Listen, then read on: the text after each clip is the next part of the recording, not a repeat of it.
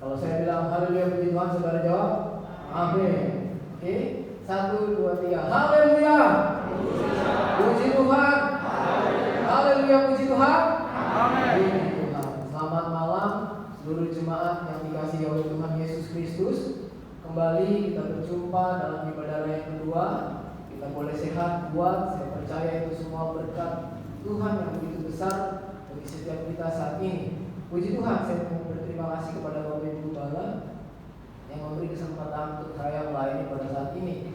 Puji Tuhan, pada pagi hari tadi saya sudah berbicara mengenai jemaat yang merdeka dan jemaat yang masih dijajah oleh dosa. Di pagi sudah ada beberapa ciri-ciri bagaimana orang percaya yang masih hidup dalam penjajahan dosa, dan bagaimana orang percaya, ciri-ciri orang percaya yang sudah benar-benar merdeka dari dosa.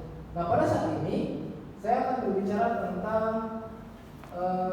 seorang figur dan seorang tokoh dari Daud. Dan firman Allah pada saat ini saya beri judul Pembunuh Raksasa. Firman Allah pada malam hari ini saya beri judul Pembunuh Raksasa. Kita lihat dalam 1 Samuel 17 ayat yang ke-50. 1 Samuel 17 ayat yang ke-50. Saya minta seluruh jemaat kita bekerja sama untuk membaca satu ayat ini setelah hitungan yang ketiga. 1 Samuel 17 ayat ke-50. Setelah hitungan yang ketiga kita baca bersama-sama. 1, 2, 3. Demikianlah Daud mengalahkan orang Filistin itu dengan umpan dan batu. Ia mengalahkan orang Filistin itu dan membunuhnya tanpa pedang di tangan. Puji Tuhan. Pada malam hari ini kita akan belajar tentang pembunuh raksasa. Apa itu pembunuh raksasa? Dalam bayangan kita selalu berbicara raksasa, pasti itu tentang mitologi-mitologi, kartun-kartun, dongeng-dongeng semata. Tetapi saudara, ternyata kalau kita pelajari, raksasa itu memang fakta dan nyata dalam kehidupan manusia. Tetapi pada saat itu, pada zaman dahulu, dalam Kejadian 6 ayat ke-4, firman Allah katakan demikian. Pada waktu itu orang-orang raksasa ada di bumi. Inilah orang-orang yang gagah perkasa di zaman purbakala, orang-orang yang kenamaan. Dalam Ulangan juga katakan demikian. Ulangan 9 ayat 1 sampai 2. Demikian firman Tuhan. Dengarlah hai orang Israel, engkau akan menyeberangi sungai Yordan pada hari ini untuk memasuki serta menduduki daerah bangsa-bangsa yang lebih besar dan lebih kuat daripadamu, yakni kota-kota besar yang kubu-kubunya sampai ke langit, suatu bangsa yang besar dan tinggi, orang enak yang kau kenal dan yang tentangnya kau dengar orang berkata, siapakah yang dapat bertahan menghadapi orang enak? Nah, dalam 1 Samuel firman Allah mencirikan raksasa itu adalah Goliat. Dalam 1 Samuel pasal 17 secara spesifik, raksasa yang disebut dalam 1 Samuel ini adalah Goliat. Kalau kita bicara tentang raksasa, berarti kita mendefinisikan sesuatu hal yang lebih besar dari kita, mendefinisikan segala sesuatu yang sifatnya sangat besar, tidak dapat tertandingi. Dia lebih tinggi, dia lebih besar, tidak dapat dilawan. Kalau kita bicara tentang raksasa, dan pada saat itu raksasa sedang berseru menantang barisan Israel. Sampai 17 ayat yang 10 katakan demikian. Pula kata orang Filistin itu, aku menantang hari ini barisan Israel. Berikanlah kepadaku seorang supaya kami berperang seorang lawan seorang. Ada begitu banyak cerita tentang raksasa pada saat itu di Alkitab, termasuk dalam 1 Samuel pasal 17 ini, saudara. Kalau kita bicara tentang raksasa, tentunya rasanya sebagai manusia yang lebih kecil, kita tidak akan mampu melawannya. Kita tidak akan mampu menang terhadap dia. Saul aja takut, ya kan? Karena apa? Dia merasa, wah, Goliat itu lebih besar. Dan pada saat ini ada nama-nama baru yang saya bisa istilahkan nama-nama baru raksasa itu dalam kehidupan kita. Apa itu nama baru raksasa itu dalam kehidupan kita? Yang pertama, ketakutan. Seringkali ketakutan itu seperti raksasa yang dapat membunuh kita. Ketakutan itu seringkali datang menghampiri kita sampai membuat mental kita down, sampai membuat kita rasanya tidak bisa maju melangkah karena apa? Takut, bagaikan seorang raksasa yang dapat membunuh kita. Kemudian yang kedua, nama baru raksasa itu dalam kehidupan kita saat ini mungkin masalah keluarga. Seringkali masalah keluarga bisa menjadi seorang raksasa dalam kehidupan kita saat ini.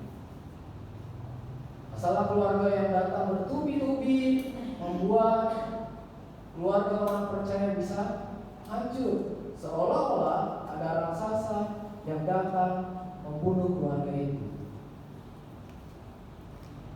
Kemudian yang ketiga, keputusasaan. Putus asa. Ketika berbagai-bagai tekanan datang dalam kehidupan kita, seperti seorang raksasa yang datang menyerang kehidupan kita, pasti kita akan alami yang namanya putus asa. Seringkali putus asa itu bisa membuat orang percaya undur daripada Tuhan, undur dari pelayanan karena putus asa. Kemudian selanjutnya, nama baru raksasa yang selanjutnya adalah masalah keuangan. Seringkali masalah keuangan juga bisa menjadi raksasa dalam kehidupan orang percaya. Masalah keuangan bisa menjadi salah satu faktor utama raksasa yang besar itu datang menghancurkan mental kita, datang menghancurkan keluarga kita, datang menghancurkan roh kita. Kemudian kegagalan masa lalu. Seringkali kegagalan masa lalu iblis pakai untuk datang menemui kita supaya kita tidak bisa maju melangkah dengan baik. Iblis berkata, wah kamu masa lalunya dulu begitu, sekarang kamu sorohan. Kamu dulunya ingat loh, dulu rokok, mabuk dan lain sebagainya. Kamu sekarang mau masuk dalam pelayanan, aduh kamu harusnya gagal. Bagaikan seorang raksasa yang datang dalam kehidupan kita. Kemudian masalah anak-anak yang nakal mungkin, sehingga orang tua pusing. Bagaikan raksasa yang datang membunuh kita. Iri hati, ternyata iri hati masuk juga saudara. Iri hati masuk sebagai nama baru dari raksasa itu. Seringkali ketika orang percaya dia belum dimerdekakan dari dosa, maka salah satu sifat yang dia miliki iri hati. Bagaikan seorang raksasa yang membunuh dia, sehingga dia terus-menerus diikat oleh penjajahan dosa masa lalu. Iri hati. Kebencian bisa masuk dalam nama baru raksasa itu. Bagaikan seorang raksasa ketika kita sudah benci sama seseorang, ketika ketemu sama orang itu, aduh rasanya greget sekali.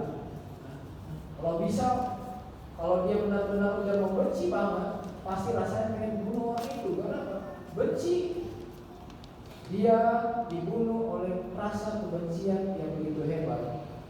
Raksasa itu membunuh hati nurani kita sehingga kita memiliki rasa kebencian. Kemudian dendam, beda-beda tipis dengan kebencian. Kemudian kemarahan yang terus-menerus kita lakukan itu juga tidak berkenan di hadapan Tuhan. Penyakit bisa menjadi raksasa yang dapat membunuh rohani kita, saudara. Sehingga kita tidak bisa bergerak bebas, sehingga kita tidak bisa leluasa dengan baik untuk melayani pekerjaan Tuhan, untuk beribadah dan lain sebagainya. Kemudian penderitaan. Penderitaan seringkali ini merupakan salah satu faktor utama yang dapat membunuh kita, bagaikan seorang raksasa yang datang membunuh rohani kita, sehingga kita tidak dapat merdeka dengan bebas, sehingga kita rasanya masih terikat, sehingga kita rasanya tidak bisa leluasa dengan baik, bagaikan seorang raksasa dalam kehidupan kita, dan lain-lain. Saudara yang bisa mengetahui raksasa apa yang datang di dalam kehidupan saudara saat ini, yang dapat membunuh rohani saudara, yang dapat membunuh mental saudara, yang dapat membunuh jiwa saudara. Bukan berarti saudara sakit jiwa, enggak.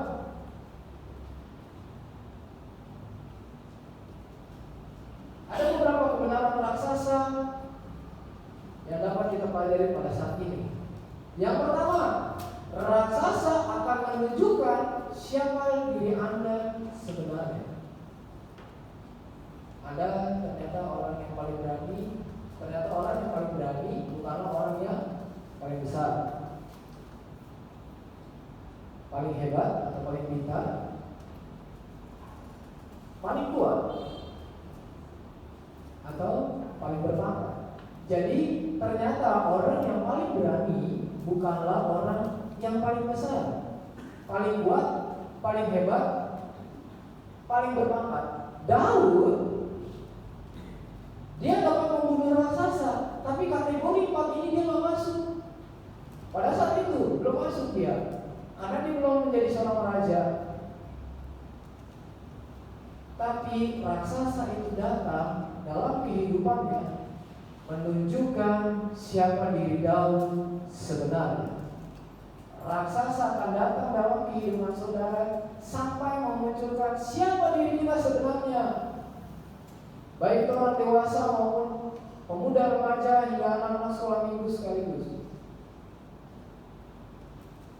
Sebab raksasa hadir untuk memurnikan iman kita. 1 Petrus pasal 1 ayat yang ke-7 firman Allah katakan demikian. Maksud semuanya itu ialah untuk membuktikan kemurnian imanmu yang jauh lebih tinggi nilainya daripada emas yang fana, yang diuji kemurniannya dengan api, sehingga kamu memperoleh puji-pujian dan kemuliaan dan kehormatan pada hari Yesus Kristus menyatakan dirinya. Jadi raksasa hadir untuk memurnikan iman saudara. Siapakah diri saudara? Apakah saudara betul-betul mengikut Kristus atau tidak? Dan raksasa itu akan datang menghampiri kehidupan pribadi, lepas pribadi. Dan raksasa itu akan berbeda satu dengan lain. Kebenaran yang kedua dari raksasa kehidupan adalah raksasa adalah alat Tuhan untuk membawa kita kepada peluang dan kesempatan yang lebih besar.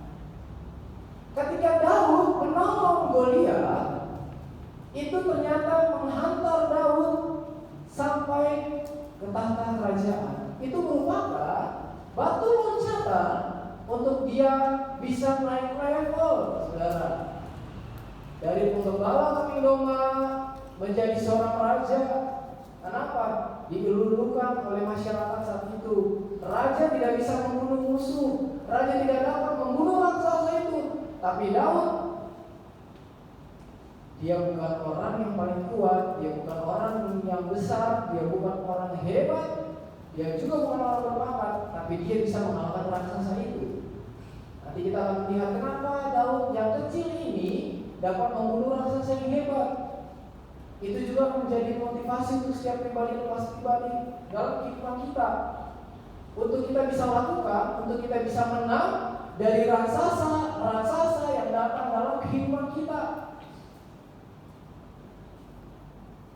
Kebenaran yang ketiga dari raksasa kehidupan, pembunuh raksasa tidak dimulai sebagai pembunuh raksasa.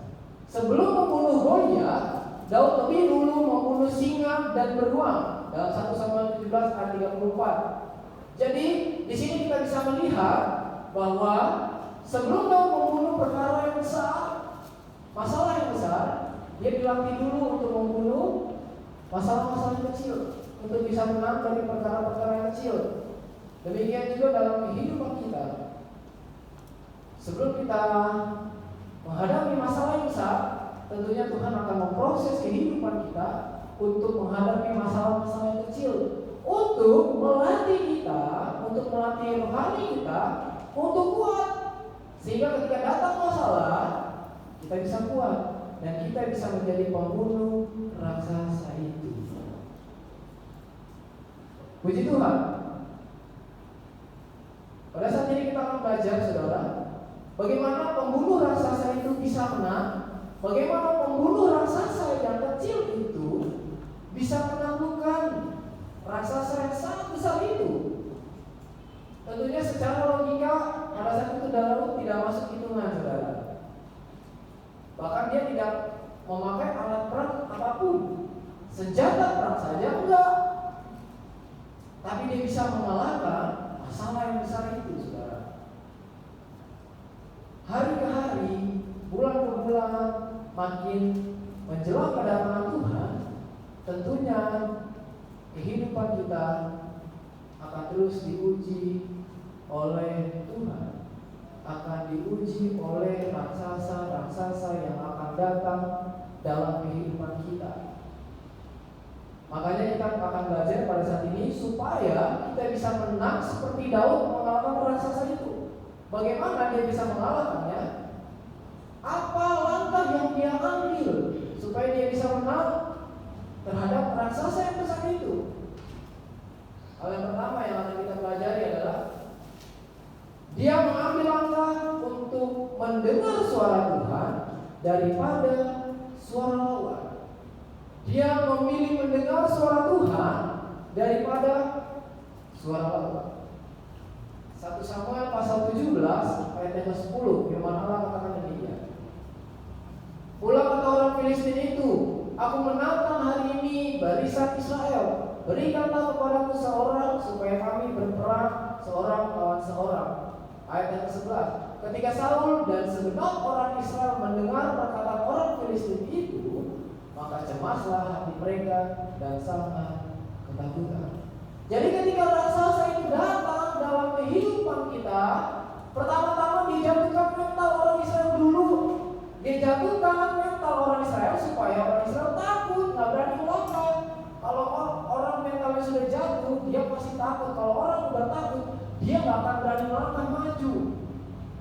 Buru-buru mau melangkah, dia aja udah terbunuh oleh batinnya sendiri, oleh mentalnya sendiri. Bagaimana dia mau maju melangkah? Ketika dia sudah takut, maka pikirannya sudah nggak ada yang benar. Maka setiap pikirannya sudah nggak sehat. Demikian juga dalam kehidupan kita. Mungkin tantangan demi tantangan kita hadapi. Raksasa itu datang dalam kehidupan kita, mencoba untuk menjatuhkan mental kita, untuk menjatuhkan jiwa kita, untuk menjatuhkan rohani kita. Tapi langkah yang harus kita ambil, kita harus mendengar suara Tuhan. Seringkali orang di sekitar kita, ketika kita menghadapi masalah, belum tentu orang itu omongannya enak untuk kita dengar. Belum tentu omongan orang di sekeliling kita ketika kita menghadapi masalah itu membangun. Belum tentu kita menghadapi masalah, omongan orang itu dapat bisa menguatkan iman kita. Tapi sebaliknya, malah melemahkan iman kita. Saul pada saat itu udah takut, beserta dengan orang Israel pada saat itu udah takut, cemas, udah dijatuhkan mental orang oleh raksasa itu. Ketika Daud datang, ini dia pahlawan yang pada perkasa itu datang. Dia lawan balik raksasa itu. Bayangkan, kenapa? Dia sudah terlatih, dia sudah terbiasa mengalahkan singa, beruang, dan dia punya pengalaman pribadi dengan Tuhan. Jadi untuk mendengar suara Tuhan, Daud maka ada interaksi yang selalu terhubung. Jadi ketika masalah itu datang, dia ada koneksi yang kuat dengan Tuhan, sehingga langkah yang dia ambil ke depan itu tepat dan sesuai dengan apa yang Tuhan mau.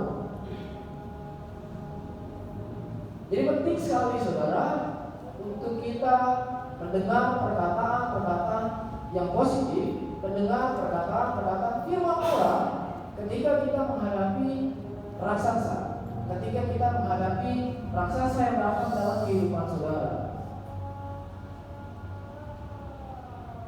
Pendengaran menentukan iman saudara. Roma 10 ayat 17. Mari kita baca satu ayat ini bersama-sama saudara setelah hitungan yang ketiga. Roma 10 ayat yang ke-17. 1, 2, 3. Jadi iman timbul dari pendengaran, dan pendengaran oleh firman Kristus. Daud yang memilih untuk mendengar suara Tuhan, dia mendengarkan perkataan iman yang menguatkan dia. Jadi iman dalam dirinya itu timbul. Kenapa? Dari pendengaran suara Tuhan. Sekarang yang jadi pertanyaan saudara, bagaimana kita mendengarkan firman Allah kalau kita nggak datang ke rumah Tuhan? Bagaimana kita mau mendengarkan pengajaran firman Allah kalau kita malas untuk ke gereja? Itu kan jadi pertanyaannya. Bagaimana kita mau mendengarkan firman Allah kalau kita tidak membangun hubungan secara pribadi dengan Tuhan? Itu yang jadi permasalahan sekarang. Bagaimana iman kita mau muncul, bagaimana iman kita mau timbul kalau kita nggak mendengarkan firman Allah? Bagaimana kita mau mendengarkan firman Allah kalau kita datang ibadah aja malas, datang persekutuan aja malas? Bagaimana iman kita mau timbul? Contoh, wanita yang sakit pendarahan 12 tahun, Markus pasal 5 ayat 27 sampai 28. Firman Allah katakan demikian. Dia sudah mendengar berita-berita tentang Yesus, maka di tengah-tengah orang banyak itu yang mendekati Yesus dari belakang dan menjamah jubahnya. Sebab katanya, asal menjamah saja jubahnya, aku akan sembuh. Jadi ada seorang wanita yang sudah sakit 12 tahun lamanya. Dia sudah berobat ke berbagai dokter pada saat itu, berbagai tabib saat itu, sampai hartanya habis. Tetapi di sisi lain, dia sudah mendengar banyak berita-berita tentang Yesus. Dan berita yang masuk ke dalam telinganya, wah, itu luar biasa. Sehingga dia berani untuk datang sama Yesus. Yesus yang suka menyembuhkan orang, Yesus yang membangkitkan orang mati, Yesus yang menguatkan iman-iman orang yang lemah, dan lain sebagainya. Dia tangkap itu ketika dia dengar Yesus sudah mau dekat dengan dia, Yesus dekat dengan posisi dia berada, dia punya iman. Dia katakan demikian, asal menjamah saja jubahnya, aku akan sembuh. Jadi pendengaran dia tentang Yesus, dia tangkap ketika dia ada kesempatan untuk bertemu dengan Yesus, dia pakai itu imannya. Imannya dia bangkitkan, imannya timbul sampai dia sembuh, saudara. Itu langkah yang dia ambil pada saat itu. Kemudian langkah yang kedua yang diambil oleh Daud sebagai pembunuh raksasa pada saat itu adalah memilih memandang Tuhan daripada memandang lawan. Kisah Para Rasul 2 ayat ke-25 firman Allah katakan demikian. Sebab Daud berkata tentang Tuhan, aku senantiasa memandang kepada Tuhan, karena Ia berdiri di sebelah kananku, aku tidak goyah. Seringkali saudara, kalau kita memandang musuh, Saul dia memandang raksasa itu, dia memandang Goliat itu, makanya dia takut. Apalagi ketika omongan Goliat itu datang, makin takut dia, makin hancur mentalnya, makin jatuh. Tapi Daud enggak. Dia memandang Tuhan, baru dia memandang masalah itu. Jadi ketika Daud memandang Tuhan, dia berkata, Tuhan berdiri di sebelah kananku, aku tidak akan goyah. Itu iman dia. Sebagai seorang pembunuh raksasa, dia katakan bahwa ketika Tuhan ada bersama dengan dia, aku tidak akan goyah.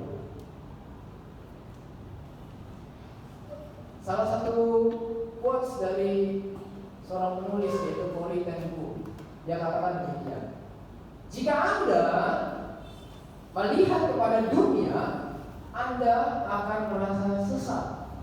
Tetapi jika Anda melihat ke dalam diri Anda, akan menjadi tertekan. Tetapi jika Anda memandang Tuhan, kita akan menemukan kelegaan.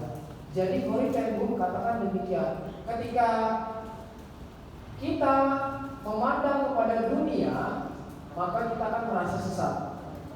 Ketika kita melihat ke dalam diri kita dalam menghadapi tekanan, dalam menghadapi masalah, maka diri kita pun akan tertekan. Tetapi kalau kita memandang Tuhan, maka kita akan menemukan kelegaan. Puji Tuhan. Yang ketiga, langkah yang diambil oleh pembunuh raksasa itu adalah dia tidak peduli siapa yang dihadapi, tetapi siapa yang menyertai. Sebagai seorang pembunuh raksasa pada saat itu, Daud tidak peduli siapa yang dihadapi, padahal dia nggak tahu orang Israel sudah pada takut, rajanya juga udah takut, tapi dia berkata, aku akan maju demi nama Tuhan Allah Israel yang kau tantang itu. Oh, luar biasa saudara. Seorang raksasa dia tantang, dia hadapi, dan dia berkata, ketika Tuhan menyertai kehidupannya, maka dia akan menang. Itu iman dia. Ketika raksasa datang dalam kehidupan saudara, kita harus berkata sama seperti Daud, ketika Tuhan menyertai kehidupan kita, pasti kita akan menang. Aku tidak akan goyah. Siapapun raksasa yang datang dalam kehidupan saya, ketika Tuhan bersama dengan saudara, pasti saudara akan menang. Pasti saudara akan kuat. Kenapa? Siapa yang menyertai saudara, itu yang menjadi jaminannya. 1 Samuel 17 ayat 45 firman Allah katakan demikian. Tetapi Daud berkata kepada orang Filistin itu, engkau mendatangi aku dengan pedang dan tombak dan lembing, tetapi aku mendatangi engkau dengan nama Tuhan semesta alam, Allah segala barisan Israel yang kau tantang itu. Jadi Daud gak datang sendirian saudara. Dia memang gak pakai senjata apapun, tapi hanya dengan nama Tuhan itu cukup. Raksasa yang besar dia bunuh, dia kalahkan saudara. Luar biasa. Ini yang harus menjadi iman kita. Ini yang harus kita lakukan. Kita jangan berfokus kepada raksasa itu, tetapi kita fokuslah kepada Tuhan.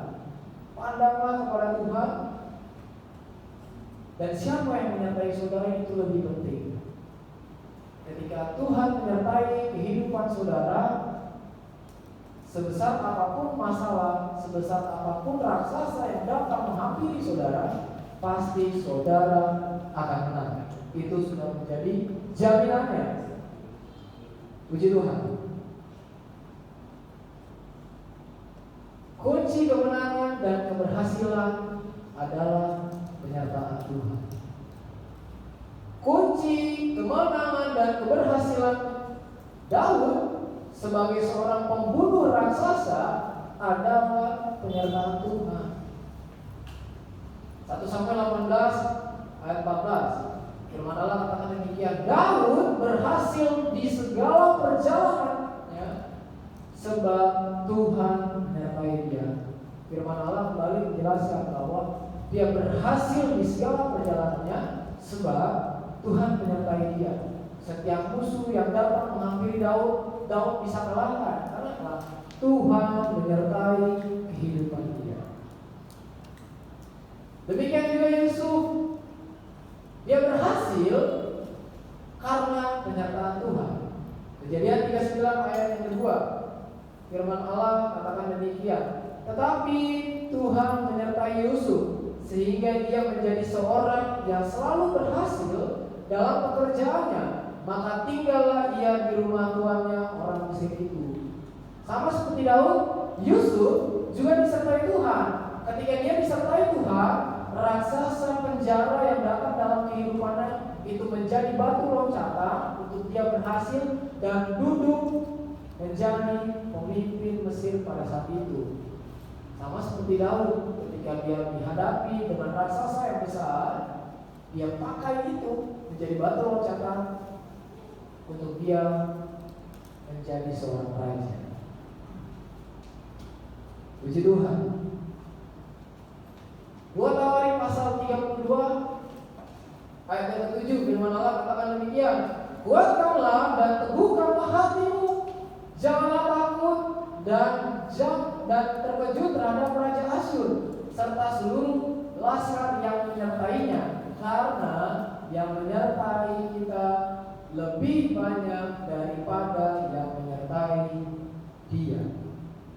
Firman Allah juga kembali menegaskan bahwa sebanyak apapun musuh yang kita hadapi, sebanyak apapun raksasa yang datang dalam kehidupan kita, asal Tuhan bersama dengan saudara, asal Tuhan bersama dengan kita, pasti kita kuat, pasti kita tetap teguh.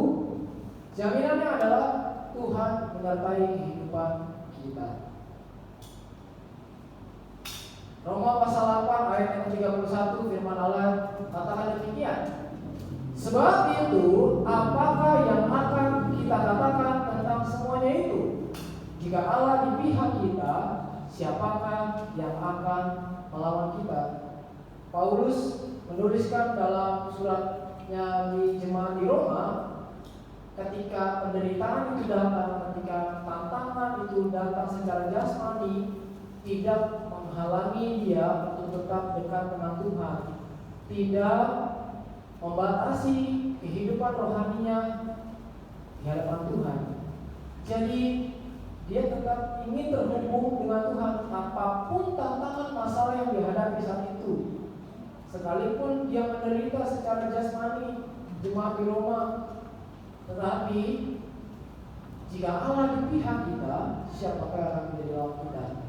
Ketika Allah di pihak kita, maka kita akan tampil lebih dari pemenang. Luar biasa firman Allah ini, saudara.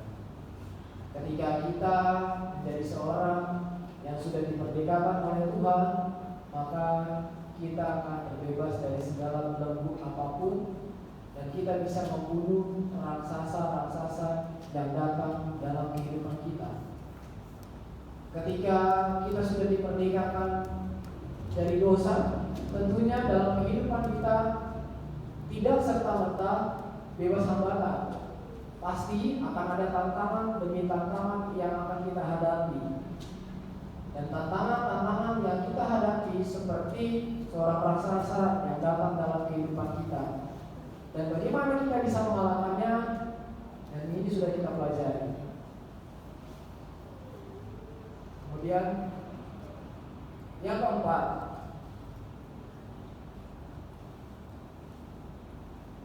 Daud keluar dari persembunyian untuk membunuh musuh.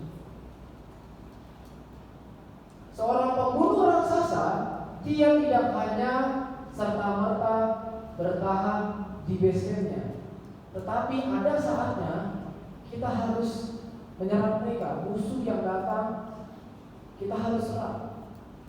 Bagaikan situasi yang datang dalam kehidupan kita seperti orang yang berperang. Kita tidak hanya serta-merta bertahan, tapi ada saatnya kita ambil langkah untuk membunuh musuh itu. Sebab kalau kita bertahan terus, maka kita akan kewalahan sendiri, saudara. Makanya kan firman Allah katakan di dalam surat Efesus bahwa kita harus memakai perlengkapan senjata Allah. Kenapa? Kita juga harus ambil langkah untuk menyerang, untuk keluar dari persembunyian, datang untuk membunuh musuh itu. Itu langkah yang harus kita ambil. Daud berlari ke barisan musuh. Itu langkah yang dia ambil dari persembunyian saat itu untuk membunuh seorang raksasa itu.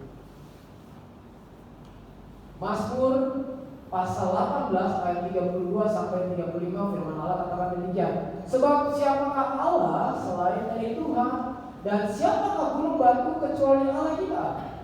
Allah Dialah yang mengikat pinggangmu dengan keperkasaan dan membuat jalanmu rata, yang membuat kakimu seperti kaki rusa, dan membuat aku berdiri di bukit, yang mengajar tanganku berperang sehingga lenganku dapat melenturkan busur tembaga.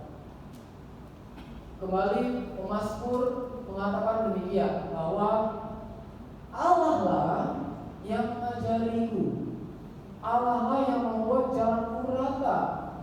Pokoknya semuanya itu ketika saya berhasil karena Tuhan. Luar biasa pengakuan dari pemazmur ini, saudara.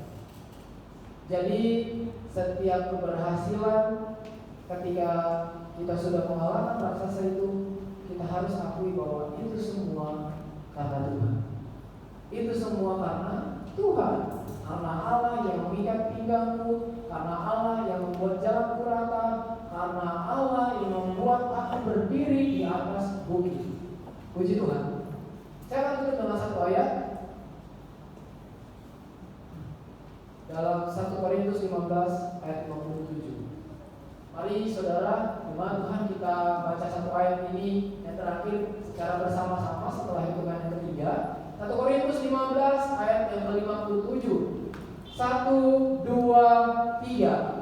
Tetapi syukur kepada Allah yang telah memberikan kepada kita kemenangan oleh Yesus Kristus Tuhan kita. Jadi ketika saudara sudah berhasil mengalahkan raksasa itu, saudara perlu sadari, saudara perlu ketahui, yang beri kemenangan itu adalah Yesus Kristus Tuhan kita. Bukan dengan kekuatan kita, bukan dengan keperkasaan kita, bukan dengan segala kekuasaan yang kita miliki, bukan dengan segala apapun yang kita miliki ketika kita berhasil mengalahkan raksasa itu, tetapi yang menghasilkan kita kemenangan adalah Yesus Kristus Tuhan kita. Beranikan diri menghadapi musuh dan raih kemenangan itu di dalam Tuhan. Tuhan Yesus memberkati kita semuanya pada saat ini. Kiranya firman Allah ini menjadi kekuatan bagi setiap kita, menjadi pedoman dalam kehidupan kita, untuk kita jangan takut dalam menghadapi raksasa yang datang dalam kehidupan